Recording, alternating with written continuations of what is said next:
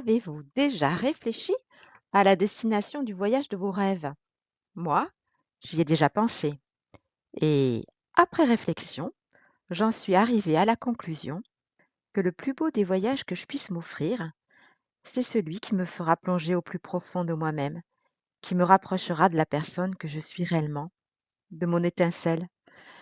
Vous êtes de plus en plus nombreux à partager ce voyage avec moi et je vous en remercie du fond du cœur. Bienvenue dans le podcast Tendre une main pour soi. Vous êtes avec Alice Boy, embarquement immédiat, porte numéro 24.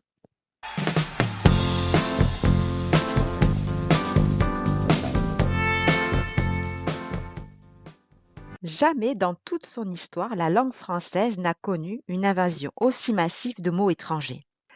L'adoption de mots anglais, sans modification, témoigne de l'ascendant pris par la civilisation anglo-saxonne à travers la langue. L'ancien français a connu son apogée au XIIe et XIIIe siècle et a atteint une beauté linguistique dont il n'a fait que déchoir depuis. À cette époque, le français est dans une certaine mesure une langue internationale. Alors le monde s'éprend de la langue française. L'Allemagne, l'Italie, la Russie, l'Angleterre, l'Espagne, les pays scandinaves apprennent à parler le français. Comment notre langue, tant par son génie propre que par l'autorité de sa littérature et de sa civilisation, a-t-elle perdu peu à peu sa place? L'Académie française, fondée en 1635, avait pour principale fonction de travailler, avec tout le soin et toute la diligence possible, à donner les règles certaines à notre langue et à la rendre pure, éloquente et capable de traiter les arts et les sciences. Le dramaturge Molière contribua à donner du prestige à la langue française par-delà les siècles avec ses œuvres Les Précieuses ridicules, L'école des femmes, Don Juan, Le Misanthrope, Les fourberies de Scapin, Le bourgeois gentilhomme, Les femmes savantes, Le malade imaginaire. Le succès fut tel que depuis, la langue française fut qualifiée de langue de Molière. En 1882, la loi Jules Ferry instaura l'école primaire gratuite et laïque pour tous. L'usage des langues régionales fut interdit à l'école, même pendant les récréations, et l'enfant surpris à parler patois recevait une punition. C'était le temps de l'interdit de parler breton et de cracher par terre. Cette décrépitude des langues régionales a fragilisé l'unité de nos républiques locales. Même si la langue de Molière était encore protégée, les gouvernements ont laissé les anglicismes se répandre dans notre quotidien comme chien-lit au printemps. Aujourd'hui, nous ne pouvons que constater les lacunes grandissantes des jeunes Français dans l'appréhension de la langue française. De 1997 à 2007, la proportion d'enfants en difficulté de lecture à l'entrée de la sixième est passée de 14 à 19%, dégradation constatée surtout dans les domaines du vocabulaire et de l'orthographe. La République, en délaissant l'apprentissage de la langue française pour lui préférer la langue anglaise, s'élève contre l'un des plus grands piliers de notre nation, son socle linguistique. Or, n'oublions pas que la langue maternelle donne du sens au monde. Aujourd'hui, certaines catégories de métiers préfèrent adopter un franglais et ainsi, quelques mots anglais ont trouvé une nouvelle place dans le dictionnaire français. En 2013, c'est le mot low cost qui a fait son apparition dans le Petit Robert. J'ai beaucoup de sympathie pour les Québécois qui défendent contre vents et marées le français contre le tout anglais imposé au Canada. Ils appliquent de façon drastique une loi faisant du français la langue officielle du Québec, une loi de 1777. Même les titres des films américains sont traduits en français au Québec. Ils utilisent la formule fin de semaine plutôt que week-end, ce qui est rarement le cas chez nous. Il n'est pas dérangeant d'utiliser quelques mots anglais dans notre langage quotidien comme shopping, club, flipper, mais ces mots doivent rester minoritaires. De plus en plus d'émissions à la télévision française arborent un titre en anglais comme The Voice, Secret Story, The Bachelor, 50 Minutes Inside. Nous ne savons plus nous servir de notre langue et à force d'apprendre celle des autres peuples, nous avons laissé la nôtre vieillir et se dessécher. On nous retorquera que l'anglais est plus facile à maîtriser que le français. C'est vrai, et pour cause, La langue française est plus riche que la langue anglaise, expliquant ainsi sa complexité. En anglais, le mot you est aussi bien employé pour parler à la reine d'Angleterre qu'à un chien. Mais nous, les Français, nous avons la richesse du vouvoiement, permettant de faire respectueusement la distinction avec le tutoiement en fonction de notre interlocuteur. D'ailleurs, ce vouvoiement si spécifique à notre langue tend à disparaître un peu plus chaque jour, car étrangement associé à une forme de relation froide et distante, alors qu'il s'agit d'un respect et d'une considération envers son prochain. À ce sujet, je me souviens d'avoir été très heurtée à l'occasion d'une visite auprès de ma grand-mère, qui était alors résidente en maison de retraite. Le personnel, certainement bien intentionné et voulant me démontrer qu'il entretenait un lien chaleureux et de proximité avec elle, l'a tutoyée et l'appelait par son prénom Yvonne. Toute sa vie durant, ma grand-mère s'était faite appeler Madame Boy et avait suscité un profond respect. Ce tutoiement m'avait paru déplacé et m'avait inspiré de la peine pour ma grand-mère, qui se trouvait ainsi traitée de manière infantile, alors que dans mes yeux, elle était toujours une grande dame. J'ai pleinement conscience que cette anecdote cristallise la croisée entre des générations, à l'éducation et aux codes différents.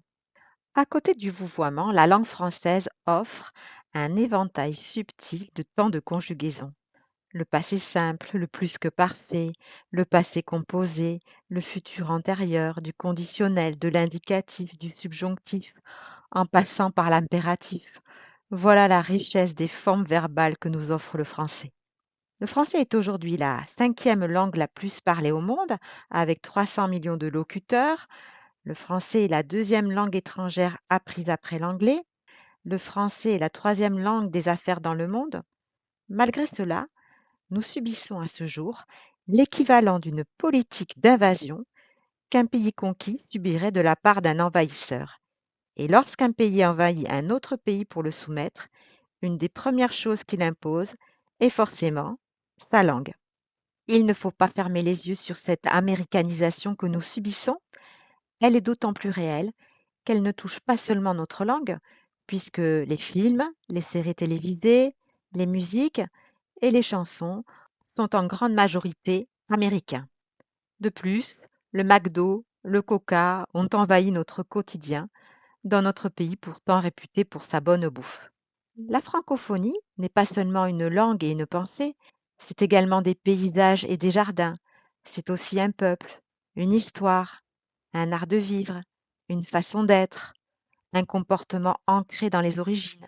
C'est aussi une tradition courtoise, sortie d'un rude passé guerrier, domestiquée par un profond respect des femmes, une spécificité sculptée et modelée par la civilisation chrétienne.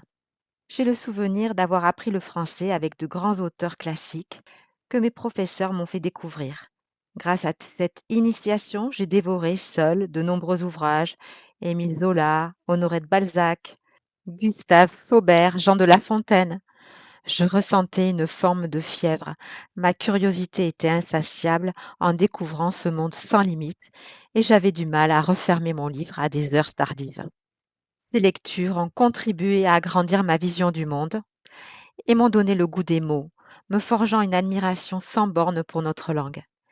Les professeurs de l'époque ont su me transmettre un véritable trésor, un cadeau pour traverser la vie. En parallèle de cet enseignement exigeant, ma sœur aînée Laurence, qui avait des capacités scolaires très limitées, ne pouvait pas suivre un cursus classique et avait été réorientée dans une classe spécialisée pour les élèves en échec scolaire. Vous vous souvenez peut-être des sigles CES, CCPN. Les élèves de ces classes spécialisées, dont Laurence faisait partie, côtoyaient l'ensemble des autres élèves durant les temps de récréation. Ces élèves étaient parfois moqués, mais les professeurs restaient en vigilance auprès d'eux durant ce temps d'immersion. Ainsi, ces adolescents, à la fois un peu différents des autres et très différents entre eux, restaient à proximité de leur salle de cours, qui était pour eux toujours la même. J'allais de temps en autre rejoindre Laurence pendant ses temps de récréation pour m'assurer que tout allait bien pour elle. Je la retrouvais souvent en larmes. Elle se sentait incomprise et isolée, se plaignait de la méchanceté des autres élèves. Je tentais de la consoler rapidement en lui disant que la journée était bientôt terminée avant de rejoindre mes amis. Les classes spécialisées de l'époque visaient à pratiquer une pédagogie différenciée, mais n'étaient pas la panacée et une pratique hautement complexe. Aujourd'hui, les classes spécialisées sont remplacées par des classes qui incluent. L'inclusion scolaire est pavée de bonnes intentions, mais les bonnes intentions ne suffisent pas et une inclusion au rabais peut parfois se transformer en enfer pour les enseignants et les élèves et un nivellement par le bas du niveau scolaire de nos jeunes. Or, nos enfants ont besoin d'être nourris avec ce qu'il y a de plus haut. Ils méritent le meilleur, l'excellence, la grande littérature. Amputer, rogner les ailes des enfants, ne pas les mettre en contact avec la plus haute qualité est un véritable gâchis. La littérature, c'est l'art le plus délicat à la mesure de nos enfants. Leurs cerveaux sont des buvards que les mots doivent façonner. Soyons fiers de la richesse de notre langue. Défendons-la et développons-la sans complexe. La langue française est notre trésor. Sachons la préserver et ainsi renouer avec la France éternelle. L'Asie, l'Afrique, l'Inde réclament un rayonnement oublié de la France. Les vers de Rabelais, les satires de La Fontaine, l'esprit de Madame de Sévigné, Corneille, Rimbaud, Verlaine. Le salut viendra peut-être de l'étranger. Œuvrons tous pour la gloire de notre patrimoine linguistique et faisons nôtres ces paroles d'Anatole France. La langue française est une femme, et cette femme est si belle, si fière, si modeste, si hardie, touchante, voluptueuse, chaste, noble, familière, folle, sage, qu'on l'aime de toute son âme et qu'on n'ait jamais tenté de lui être infidèle. Vous connaissez ma petite manie de terminer sur les paroles d'une chanson. Rosa, rosa, rosam, rosae, rosae, rosa, c'est le plus vieux tango du monde, celui que les têtes blondes ânonnent comme une ronde en apprenant leur latin. C'est le tango du collège qui prend les élèves au piège et dont il est sacrilège de ne pas sortir malin. C'est le tango des bons pères qui surveillent l'œil sévère les Jules et les Prospères qui seront la France de demain. Je vous remercie très sincèrement pour vos commentaires, vos partages. Pensez à vérifier que vous êtes bien abonné à mon podcast sur Facebook, à tendre une main pour soi, Alice Boy. Et je vous dis au plaisir de vous retrouver la semaine prochaine.